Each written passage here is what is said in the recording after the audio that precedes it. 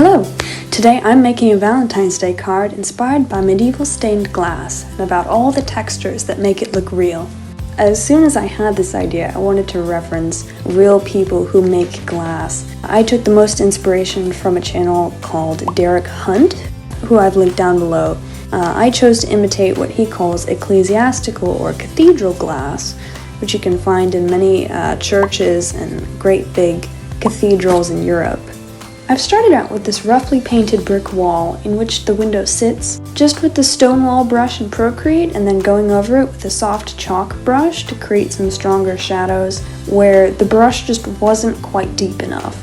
And because I can never just do one thing, I also wanted to make an entire painting behind the stained glass, so you could see little bits of white and blue and green poking through the colored panes and kind of cement the idea that there was an outside world.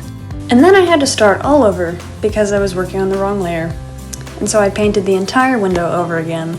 Unfortunately, it wasn't until after I discovered Mr. Hunt's YouTube channel that I realized that I had created a picture frame, and stained glass windows don't have window frames. They're kind of cemented into an opening in a brick wall with something called lime mortar, which apparently lets the stonework breathe and allow it to hold up better over time and against the elements.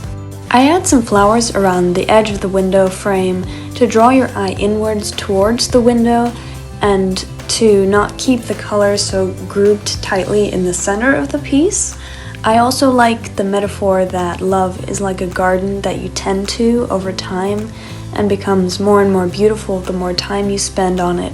So I wanted to incorporate that as lots of green growing things and beautiful flowers that grow on this window. This is a Valentine's Day card for my partner Zed. He did give me permission to draw him and put this on the internet, which is great. In his words, so long as it's not a photo of me, it's just some blonde guy. I was going back and forth between these illustrations of medieval royalty to try and evoke that era of clothing without weighing down the design with too many lines that break up the silhouettes or lead lines that represent panes of glass. This did result in a lot of frustration, but I'm quite happy with how the two figures are broken up after many hours of troubleshooting. I think in total this piece took 24 hours of work, and I think it was worth it.